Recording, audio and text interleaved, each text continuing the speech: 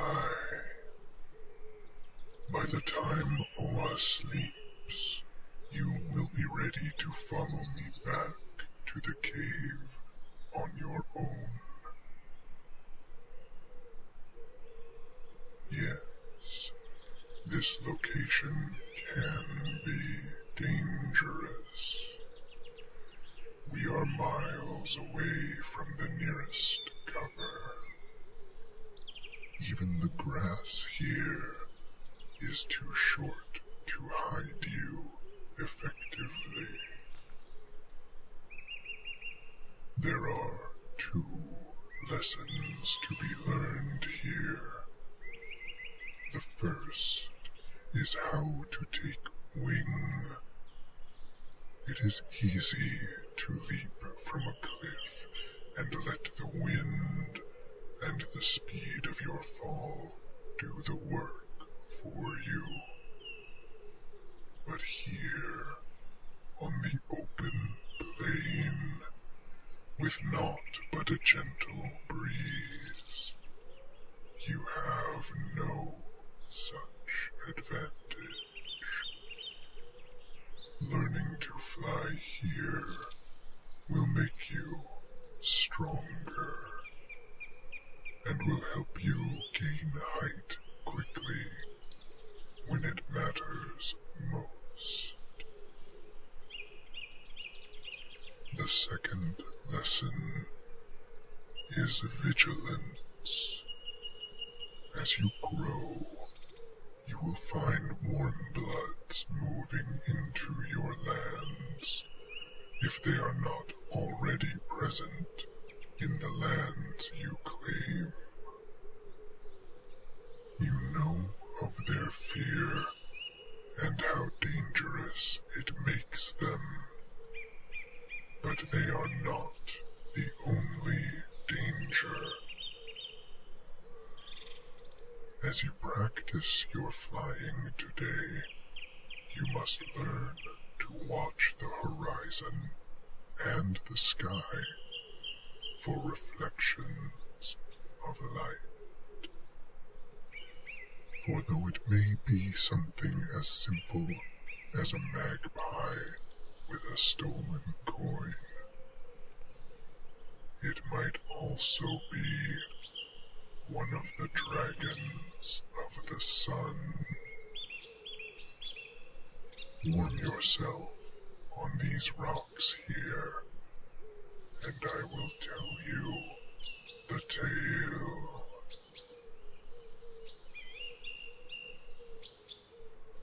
During the rise of the Dranofek Empire, warm bloods and scales alike lived side by side in peace, if not always in harmony. The many kingdoms were small and disjointed, and in the center of all of them lay the holy mountain of Saska, guarded by the white scales and the great guardian Thorus. It began with one of the dwarven rulers of the southern mountains, whose treasures were beset by thieves. No matter how complex the locks, or how deadly the traps, his gold continued to disappear.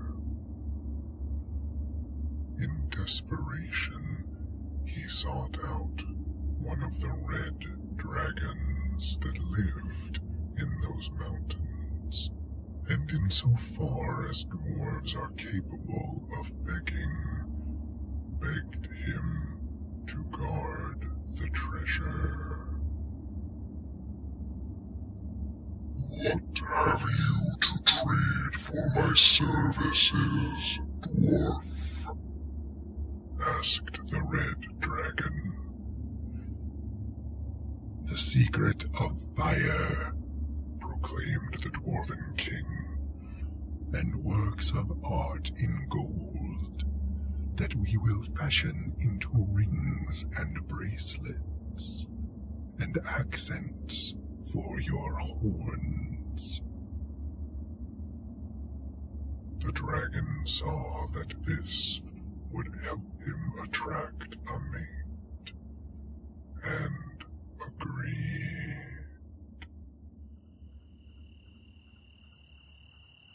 One of the human rulers of the plains despaired as his treasury of platinum began to disappear from under the noses of his guards. No matter how thick the doors, or how numerous the spells of warding, the mysterious thieves could not be found, nor could they be stopped.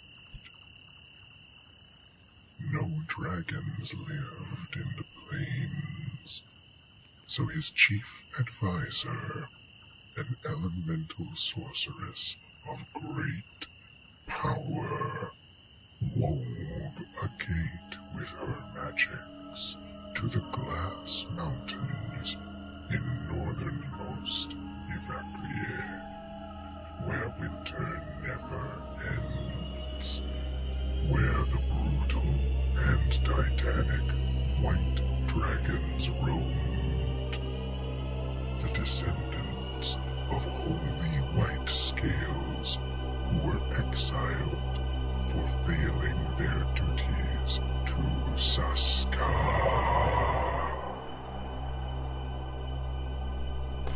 The human king strode through the portal and straight into the den of one of the white dragons. And before the furious dragon could kill him, the king knelt and pled for the dragon's aid. What have you to pay for my services, human? Asked the white dragon. Legitimacy. A return from your exile, proclaimed the human king. And works of art in purest platinum that we will fashion into a mighty helm with horns to replace the ones you lost when you were cast into the cold. The dragon, still bitter over the fate he had been born into, saw his chance to avenge his wounded pride, and returned with the king through the portal.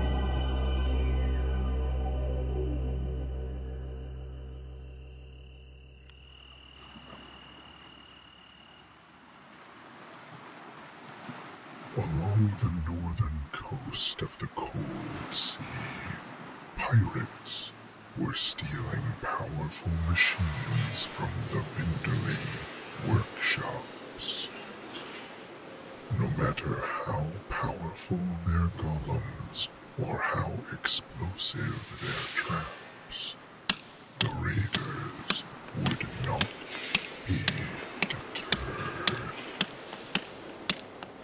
The Vinderlings formed a council, drafted a proposal, and appointed a representative who brought to one of the blue dragons that lived in the cold sea a contract to guard their storehouse. What have you to trade for my services, Linda? Asked the blue dragon. The secret of lightning, proclaimed the Vinderling spokesman, and works of art in copper that we will fashion into claw tips and wing tips and tail tips and horn tips to help you weave the lightning as you see fit. The dragon saw that this would help her survive and flourish in the ocean depths. For there are creatures there that even dragons fear. And so she signed the contract.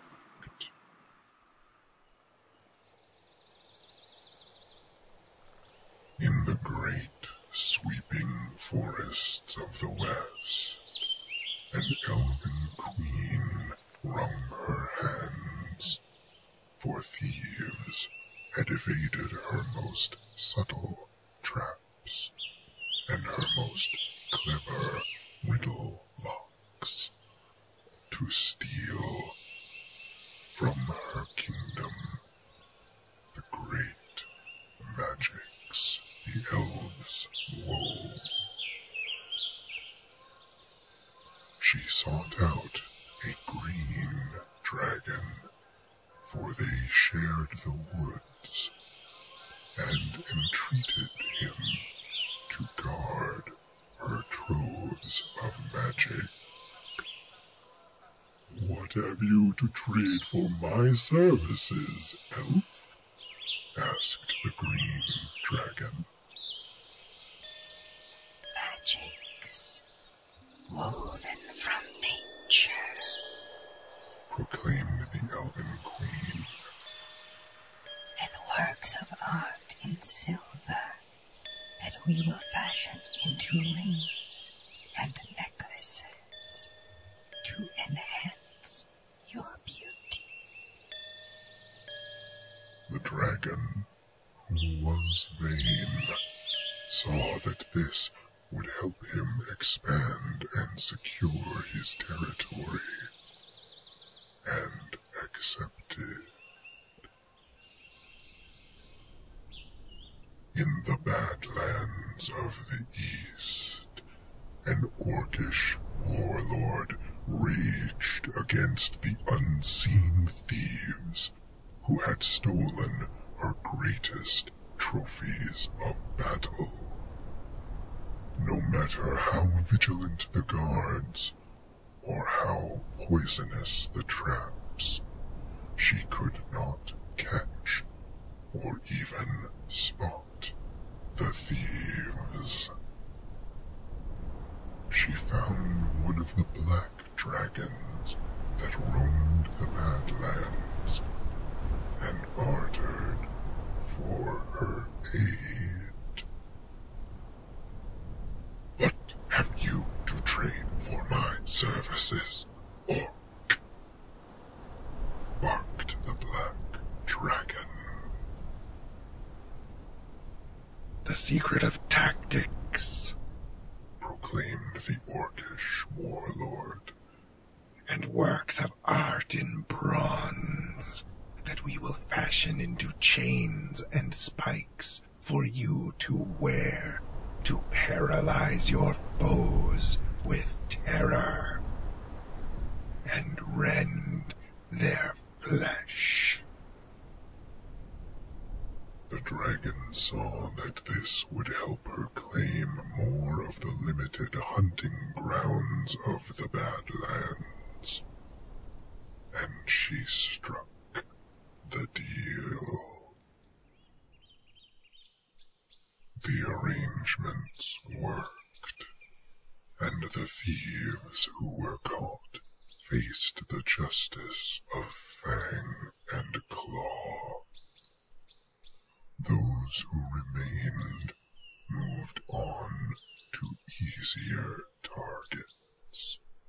When other warm-blood rulers learned of these arrangements, they too sought assistance from the dragons. Soon, all who could afford to retain dragons did so, and those who could not soon found themselves vassals of the wealthiest rulers. These kingdoms prospered and grew, and spread across the land, leaving less and less space for the dragons who refused the warm blood's treasures. Some of the metallic dragons, for the true scales called them that with much derision, even took to living in the warm blood cities, guarding their homes, advising their leaders, and even fighting their wars. The kingdoms expanded outward, pushing the Octavians back to the gladiatorial city-state of Teok in the east, carving deep into the Akropan forests of the north, and forcing both Ivakliye and Sepuldo back behind mountain ranges in the west and south. The warm-blood rulers of Dranufan cooperated, as none could risk setting their dragons against each other. No, I did not misspeak. The metallic dragons became living trophies, draped in ever more of the warm blood's treasures, until their original colors all but disappeared.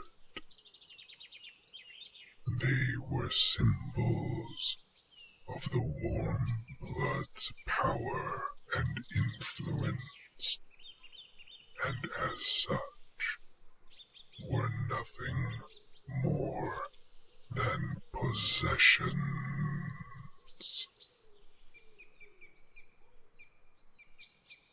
The great swamp in the heart of Dranufan had long been the home of the scaled races, who lived under the protective sight of Thorus, who lay sleeping on the holy mountain.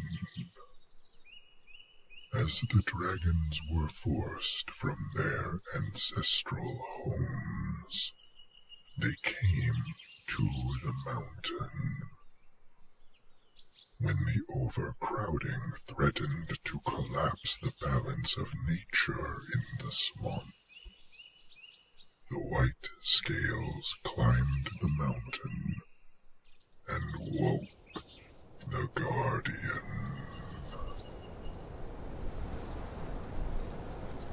Thorus had slept for centuries on the mountain, and many trees and other vegetation had grown over him. He listened to the tale of the warm bloods, and of the dragons who had sold their identities, and he grew angry.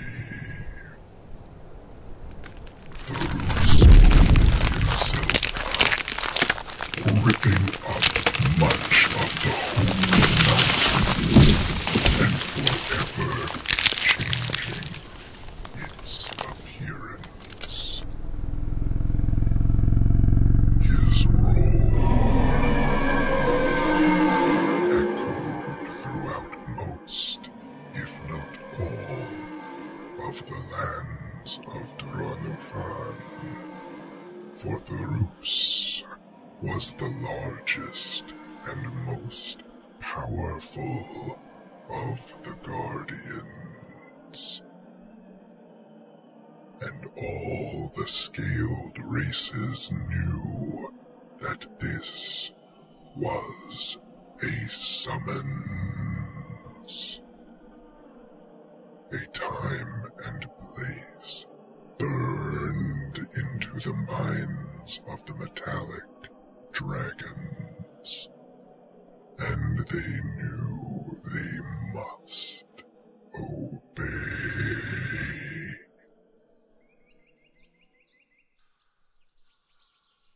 The metallic dragons informed their masters, and the warmbloods, who had come to depend on the dragons, decided to come as well. After all, the fate of their kingdoms was at stake, and they vowed as one to visit Thorus and have their say. But as is the way of the warm-blood rulers, they did not come alone. The dwarves brought with them sleds heaped with stone and marble, and each ruler had built for themselves a complex of low, sturdy, connected buildings, some spanning miles, as each could afford. The dwarven laborers erected the buildings with the speed and coordinated purpose of ants, each house making a game of taking what space they could, while leaving respectable spaces between theirs and the complexes of other rulers. The result was a stone maze that covered miles. When the space predetermined by the dwarven architects and surveyors was used up, only then would building upwards be allowed. In the end, none of the complexes had anything taller than 2 stories, with the exception of the great halls, which jutted up 3 stories into the sky. The workers then set to carving into the outer walls of each great hall the histories of their rulers and images of their champions. These they inlaid with gold and precious gems that no thief would wish enough to touch, as the mighty red dragons, covered horns to tail in gold, perched on marble ramps above the entrances to each hall. Smaller doors dotted each complex, housing the stone cutters, the brewers, the jewelers and colliers, the masons and the sculptors, the smiths, and the miners.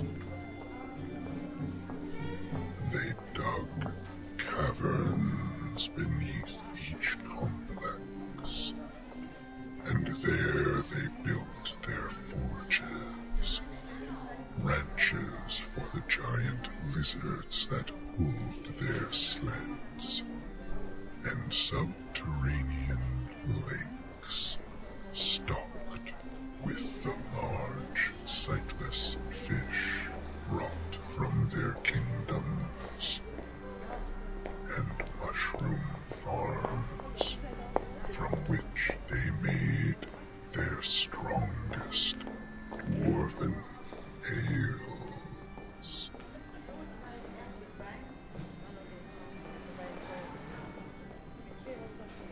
The humans arrived next, bringing with them carts heaped with lumber and brick, and each ruler had built for themselves grand estates atop the undecorated portions of the dwarven complexes, as each could afford.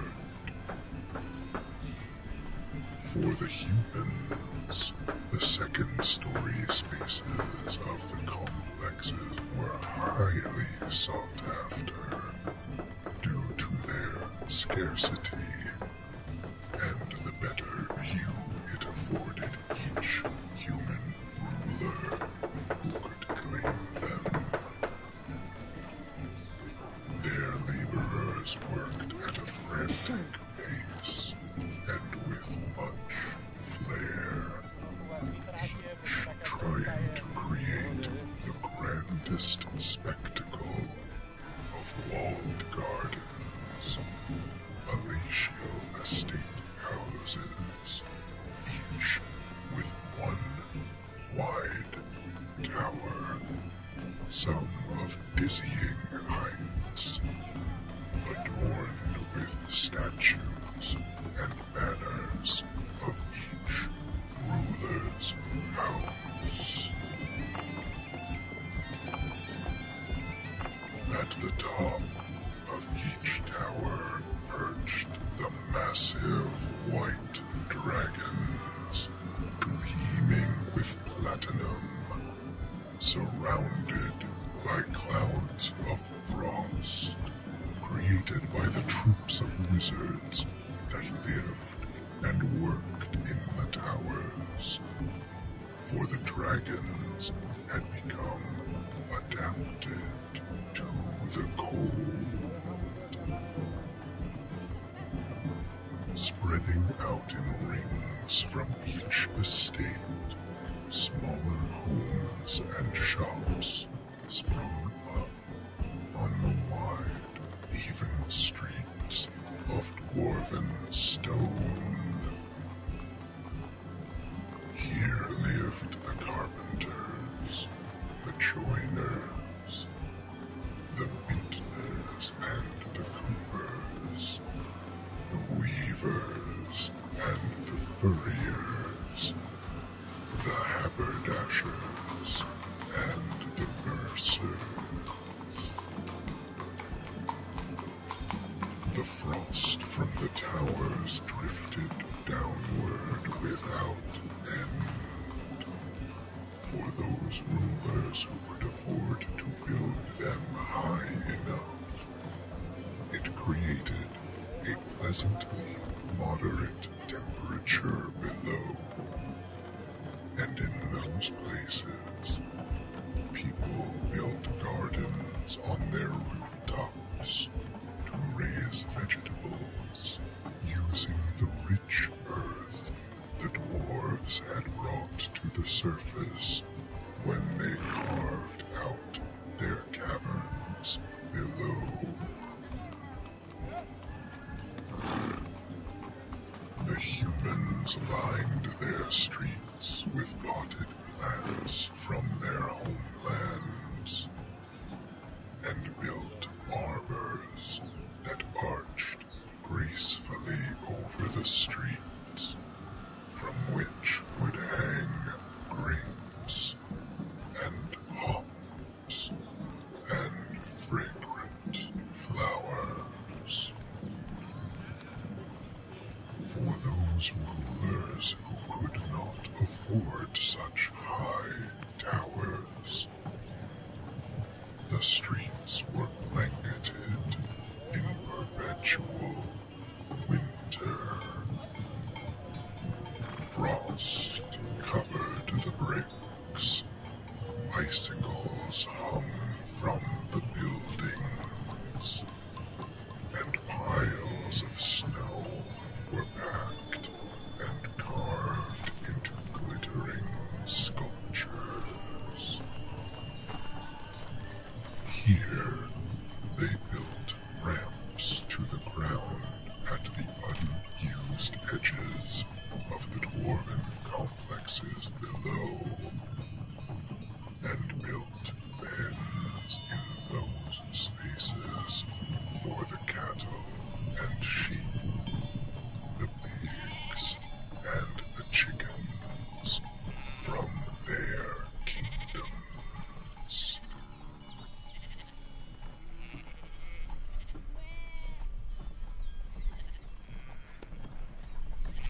The third to arrive were the Vinderlings, who rode in on one huge mobile factory run by steam and bottled lightning.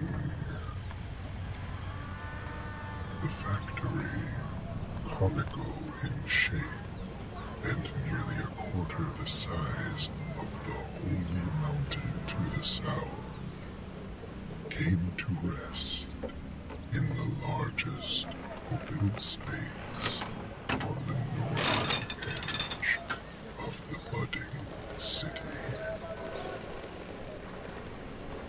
Their laborers, working in smaller machines that emerged from the factory, dug channels in the ground between the complexes and several deep and wide holes throughout. Their machines worked quickly and tirelessly to pack the earth until it was hard as stone and smooth as glass. They used the ground they excavated, as well as the earth and rock that the dwarves had brought to the surface after digging their caverns, to cover the factory, creating a massive hill from which steam rose in odd places. Finally, the factory's purpose was revealed. The hill began to quietly hum, and a fountain of water shot upward from the top and cascaded down the hill in a long, winding spiral before filling up the channels and the deep, wide holes and trickling off into the swamp to the south.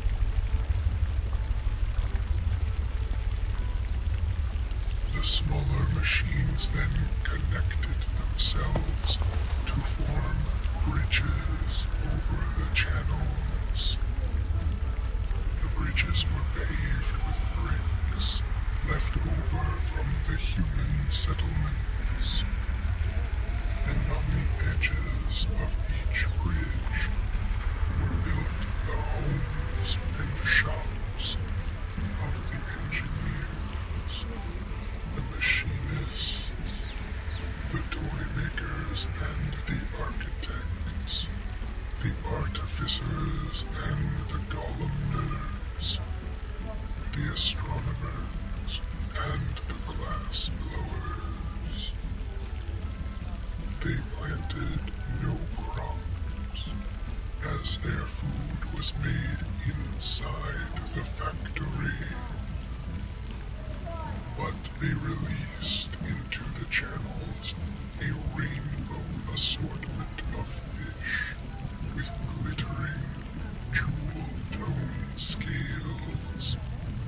likes of which had never before been seen.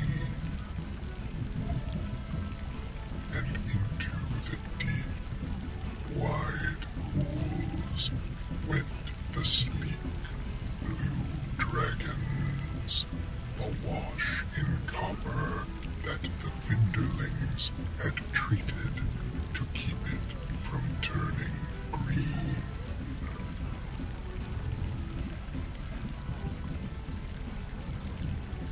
In days to come, often the dragons would breach the surface of their pools suddenly,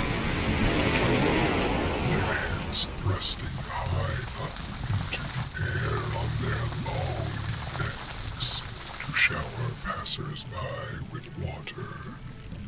For of all the dragons, the blue are known to be the most playful.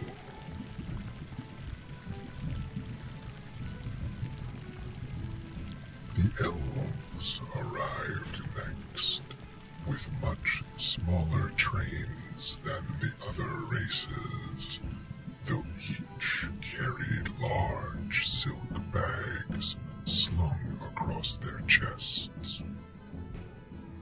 And they did have carts piled high with slabs of citrine and amethyst. As they moved throughout the city, they opened their silk bags, which held enchanted seeds, and scattered the seeds as they went. The ground behind them sprang to life with grasses, flowers, bushes, and vines, in random but always complementary colors and formations. Fragrant, flowering mosses crept over the dwarven stone, stopping short wherever it had been worked into art. Ivy crept up the humans' towers as high as the frost would allow, and large flowers hung from the beams of their buildings.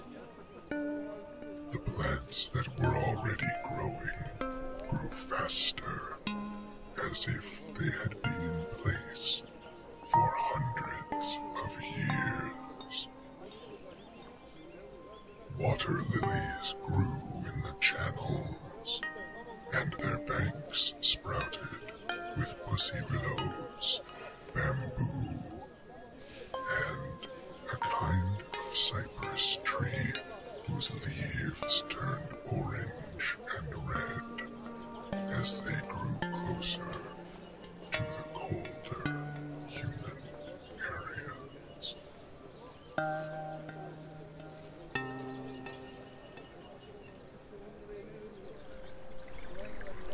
Vinderling Hill grew thick and lush with exotic plants found only in the farthest reaches of Sepuldo, where winter never comes. And the warmed earth and steam exhaust spurred their already enhanced growth.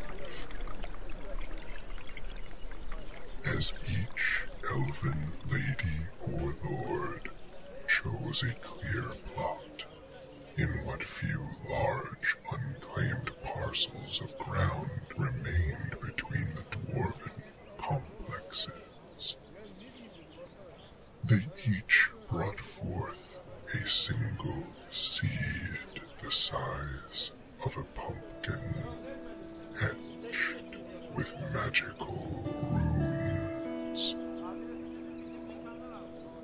Where they planted the seeds, trees began to grow immediately.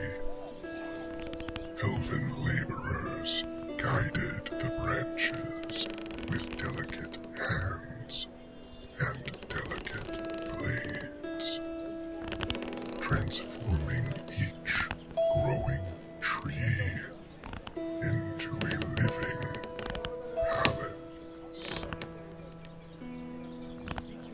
The slabs of citrine and amethyst were brought forth, arranged and set, and the expanding branches guided around them to hold them in place, creating a mosaic symbol of the noble house that resided in each tree. Each slab was carved with the names and deeds of that house's greatest heroes, artists, sages, and leaders. And the mosaics sparkled and glittered when the light of the sun passed through them. As the trees continued to grow, they were pruned to form graceful chambers along large branches that dipped down steeply to the ground, sometimes from nearly 100 feet up. These held the homes and shops of the herbalists, the sages, the perfumers and the broiderers, the beekeepers and the chandlers, the reed makers and the silk spinners. The branches were pruned and bent to create wide, natural steps, and decorated with smaller, colorful flowers and trees that were grafted directly into the avenues. Each tree rose high into the air, depending on the power of the magics that each elven ruler could afford. The smallest rose nearly 60 feet into the air, while the tallest rose above even the tallest of the human towers and Vinderling Hill. At the top of each tree, the branches were woven together to form a large wooden platform ringed by leaves. Into the platform were grafted fruit and nut saplings, which fed from the great trees and produced magnificent private orchards. The serpentine green dragons, sheathed in silver, were often seen either curled around the base of the trees or perched at the tops, overlooking the city. Finally, the elves released into the trees colorful songbirds from their homelands, and the trees rang out with their music.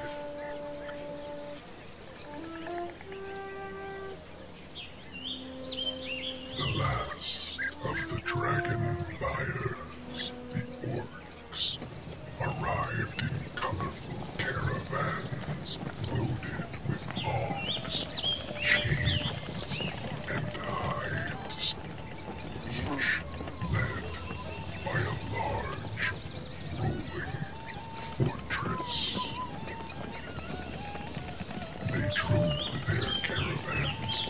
the spaces between the human neighborhoods on the south side of the city, near the Great Swamp. Each of their brightly painted wagons carried one or more bronze-bound logs, on which were carved the mighty deeds of that family.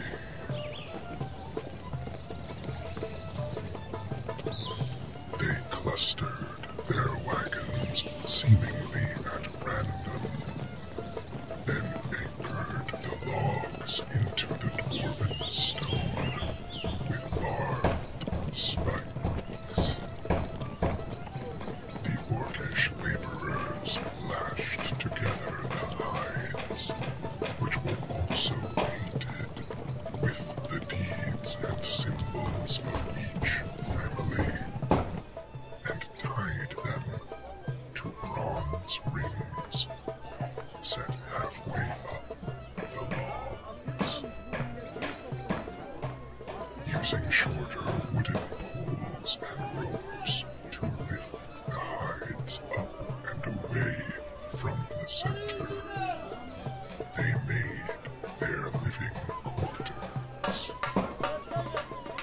Thick iron chains anchored to the top of each family log connected them to a ring in the side of a taller log belonging to an overseer, usually a younger leader who had proven herself in war or single combat.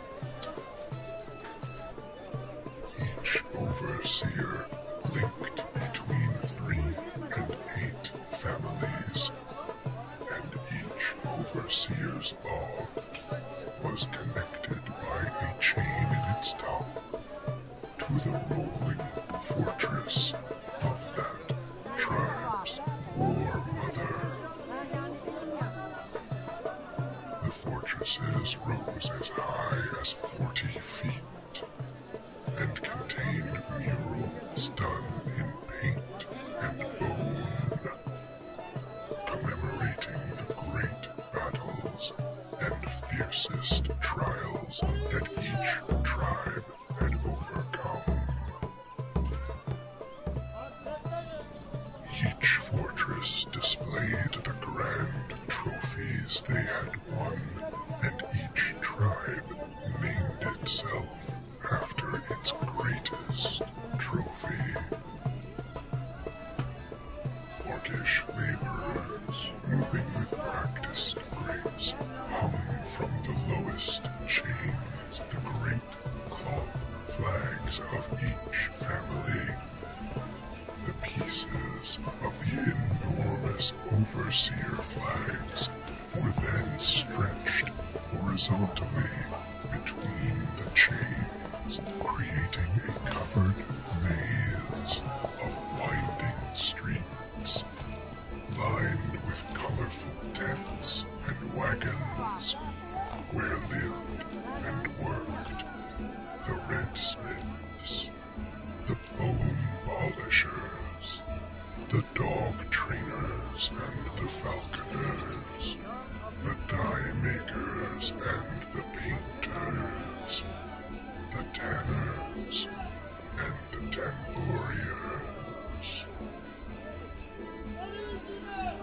They journeyed into the swamp to hunt, and they grew the plants for their dyes and their poisons in gardens atop their wagons. No flags hung from the chains connected to each fortress, leaving the area around them open to the sky. And atop the fortresses of the War Mothers sat the menacing black dragons, fully armored in bronze, watching over all who would approach their fortress.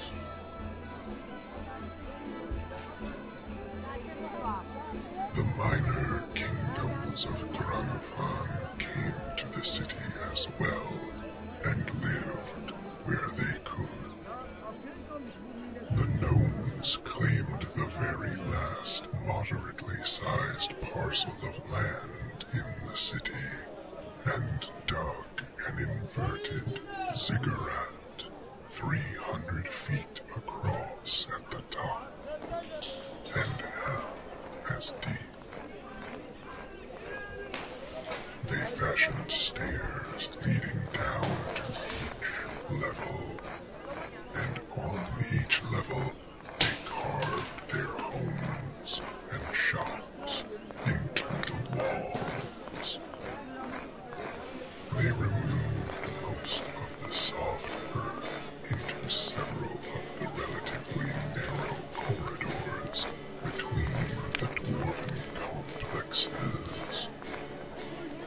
Though some was returned to the pots and flower beds they worked into each tier of the ziggurat.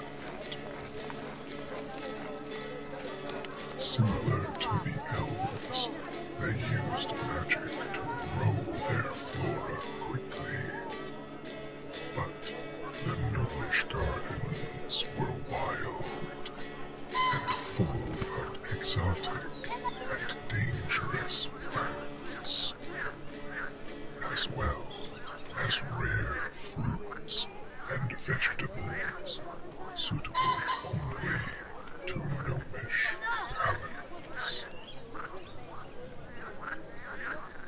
They diverted a portion of one of the windowing channels into the ziggurat, creating a waterfall that ran through aqueducts on each of the 14 upper levels before draining through a pool into the earth at the bottom.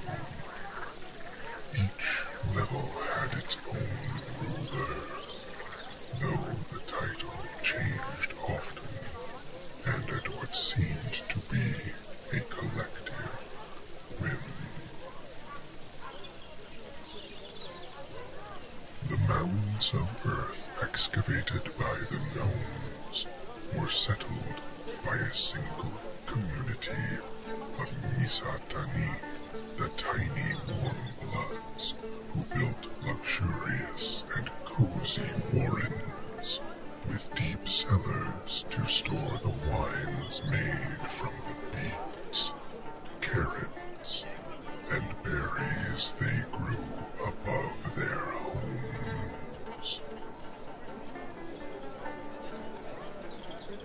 And as the orcs settled in the spaces between the human neighborhoods in the south, so the many goblin kingdoms did throughout the rest of the city.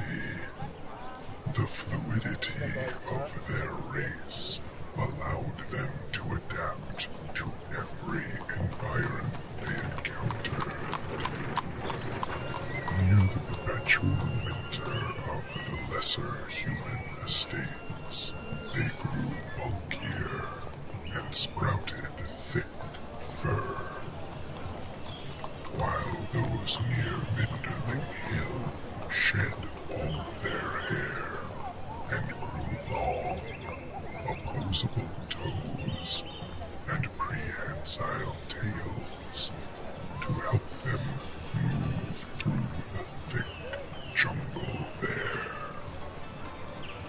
Some grew gills and webbed fingers and toes and built their homes inside the channels, whilst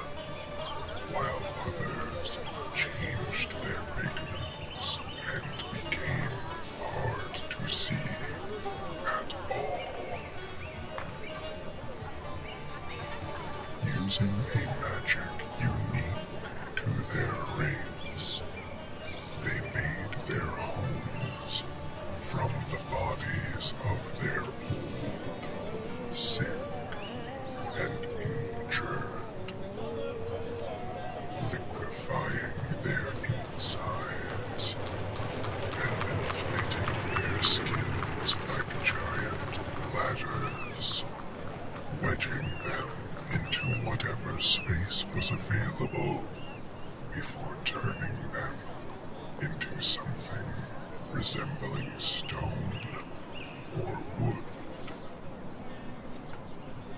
They were always careful to preserve the faces of those turned into their dwellings out of whatever passes for respect among goblins. They grew no crops, nor raised any livestock, for in an effort to control their population in the city, they ate their own. Each kingdom's ruler decided which of their subjects would become nothing more than breathing piles of meat to feed the rest. All that they consumed and produced for sale came from within. They became the ivory they carved for decoration, the chitin used for tools, the fur for their comfort, the oil for their lamps, the wax for their candles, the pigments for their paints. Everything they needed was harvested from their own. Then, and for many years thereafter, willingly. Finally, the scaled races arrived, not as rulers of kingdoms, but as emissaries of goodwill. In a show of respect, they were invited to Hendrick Hill, where it was always warm and wet, with flowing water and outcroppings of rock on which to sun themselves. When they saw what they could have, and how the metallic dragons were given places of honor, even if as trophies, many of the lizard folk offered themselves as royal guards, or as attendants to the dragons whose colors they shared. The warm bloods, delighted by the novelty, agreed, and soon there were miniature versions of the metallic dragons moving throughout the city. Those who remained faithful to Saskar hissed that they would pay for their treachery when Farouz arrived. And when Farouz did arrive, expecting several dozen dragons in an empty field, and instead came upon a massive city unlike Aalveir had ever known, he became dangerously quiet.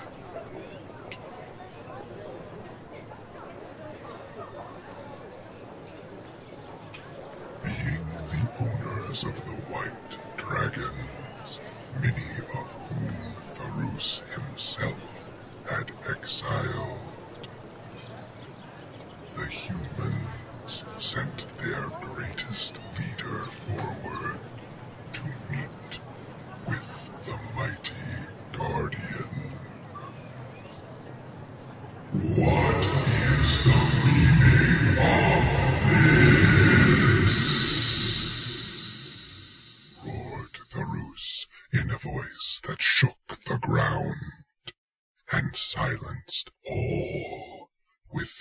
the city. See what we have achieved here, mighty Tharus, spoke the human. All this we have done with the aid of the dragons, where before we were separate. Now we have come together in peace.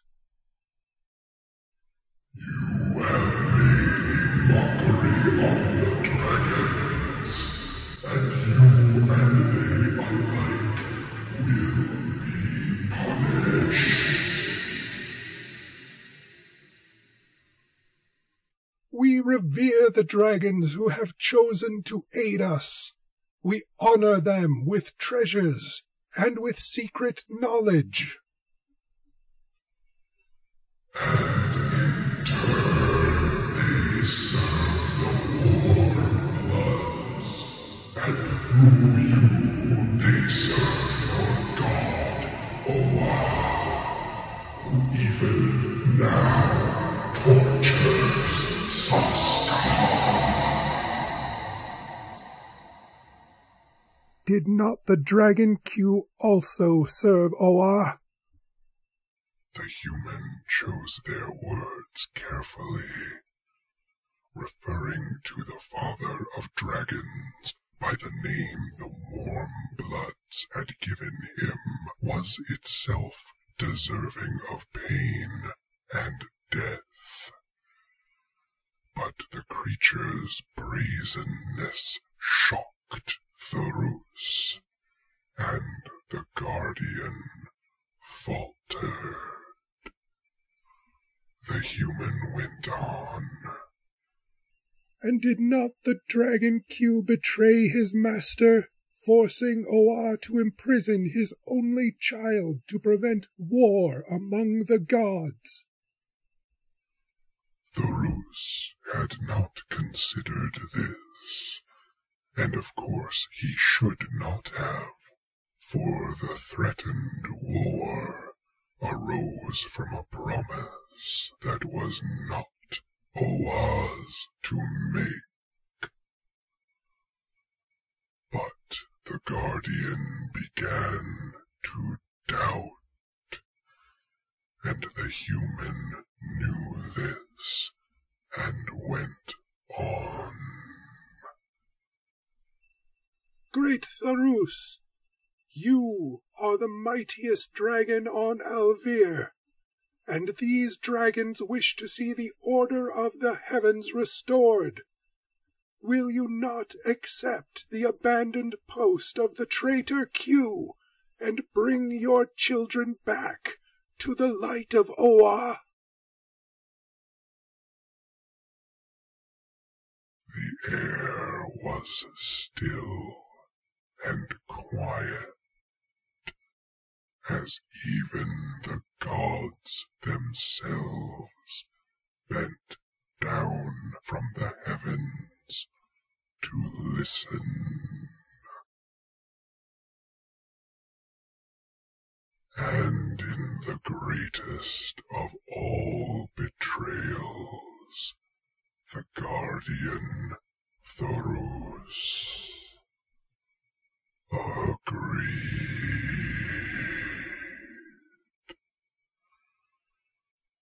And at that moment the holy mountain exploded, and the wrath of Saska rained down upon the city as fire and stone. The dragons of the sun took to the air as one, and along with Tharus they spread their wings to shield the city from harm. The rock battered their bodies and twisted their forms, and a blast of heat from the holy mountain, so intense that it could only be the breath of Saska, washed over the dragons and the lizard folk.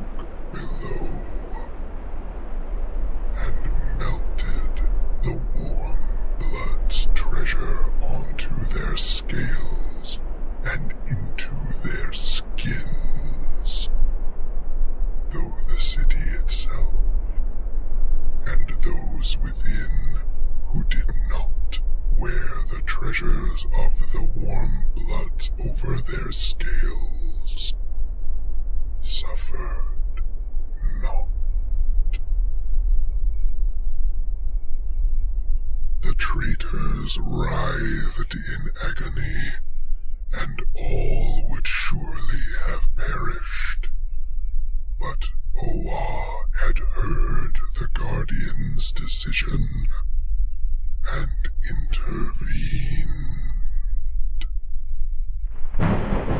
Storm clouds boiled up out of clear sky, and within moments torrents of rain splashed down, saving the lives of one each of the metallic dragons.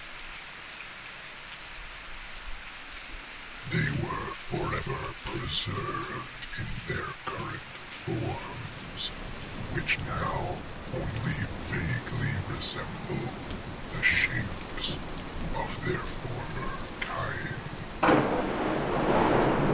Their very beings had changed, and their eggs would forevermore hatch spawn that shared their shape and their metallic skin and scales.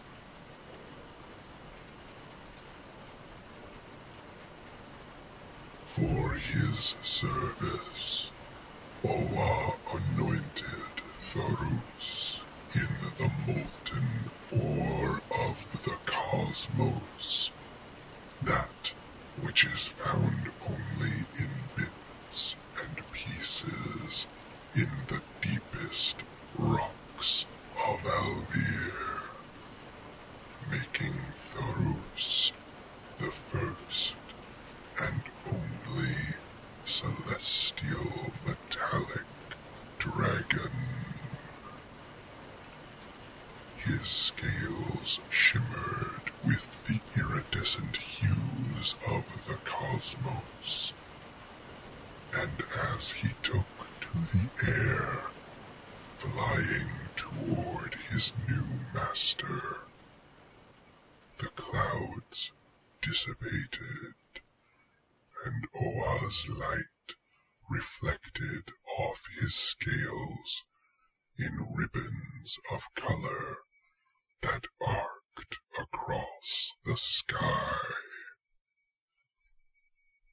Though they now outnumbered the metallic scales, the lizard folk left the city and returned to the great swamp.